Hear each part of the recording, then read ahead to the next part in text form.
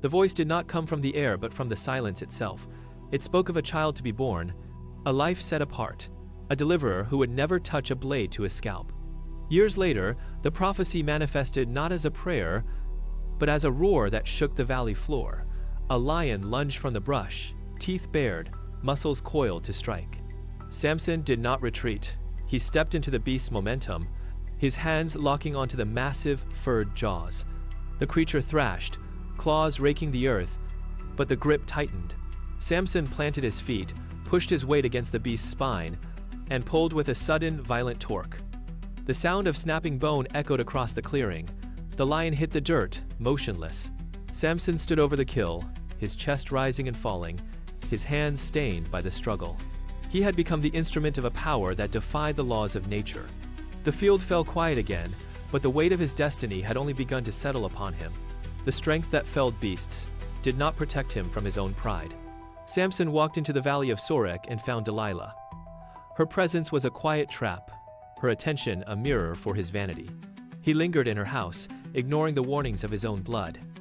In the shadows of the doorway, Philistine rulers stood with heavy purses. They pressed silver coins into her palm, a cold, metallic weight that bought his destruction. Delilah watched him sleep, then watched him rise, her eyes measuring his confidence against the value of the bounty. She began the game. It was not a sudden strike, but a slow, persistent erosion of his will. She caught his gaze, lowered her voice to a rhythmic whisper, and asked the same question day after day. Where does it come from? What makes you invincible? Samson laughed it off at first, turning his back, but her hands stayed on his shoulders. She did not stop. She leaned closer, her breath against his ear, waiting for the crack in his armor. Every sunset brought the same interrogation. Every morning found his resolve thinner than the day before. He was a man who had broken lions, yet he was losing to a whisper. The resistance snapped in the heat of the afternoon. Samson leaned back, his eyes searching hers, and surrendered the truth. My strength is in my hair. I am a Nazirite, dedicated to God since birth. He fell into a deep, heavy slumber, the weight of his secret finally gone. Delilah signaled. A man stepped from the shadows, a razor glinting in his hand. The blade rasped against the scalp, severing the locks with cold precision. Samson did not stir until the pressure of iron chains bit into his wrists. He woke to the sound of laughter. When he lunged, his limbs felt like lead, the familiar surge of power nowhere to be found. They did not kill him. They held him down, blades searing his eyes, turning his world into a permanent, suffocating black. Dragged to a distant prison, he was chained to a massive stone wheel. He pushed. The millstone groaned, a heavy, rhythmic grinding that marked the hours of his new existence. His feet dragged in the dust, circling the same dark patch of floor, day after agonizing day. The hero who had torn lions apart now moved only to feed the hunger of his captors. The air in the temple was thick with the scent of incense and the roar of thousands. They dragged him forward, his feet shuffling over the polished floor, the sound of the crowd a continuous, mocking wave. He was pushed to the center, the space between two massive stone pillars that held the weight of the roof. He felt the cold, unyielding surface against his palms, the texture rough and indifferent to his misery. He stood in the dark, his sightless eyes turned toward the rafters.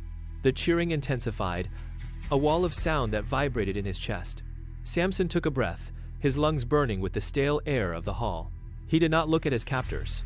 He shifted his weight, testing the resistance of the pillars, feeling the immensity of the structure resting upon his shoulders.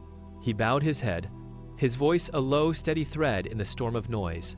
Lord, remember me. Give me strength one last time. His muscles, dormant for months, began to cord beneath his skin. He braced his feet, locked his knees, and pushed. The stone groaned in response, a sharp, high-pitched crack echoing through the foundation. The temple tilted. The silence of the crowd was replaced by a sudden, jagged intake of breath. The groan of the stone deepened into a thunderous roar as the pillars gave way. Samson did not let go. He pushed with everything he had held back, every ounce of his returned power surging through his frame. The ceiling shivered, then buckled. Massive slabs of rock detached from the heights and plummeted, turning the air into a thick, choking cloud of limestone dust. Screams cut through the temple, but they were brief. silenced instantly by the crushing weight of the falling roof. The temple floor heaved upward, then collapsed inward, dragging the entire structure down into a single, jagged heap of debris. Samson stood at the heart of the destruction, his final purpose realized as the weight finally pinned him to the earth. Then, the grinding stopped. The crashing ceased. The roar of the temple died away into a heavy, suffocating stillness. There was no wind, no movement, no voices. Only the settling dust drifted through the wreckage. Beneath the massive, broken stones, the enemies of Israel lay silent. The struggle had ended. The promise was kept. In the shadow of the ruins, the hero remained, his sacrifice complete, his work finished in the quiet of the final aftermath.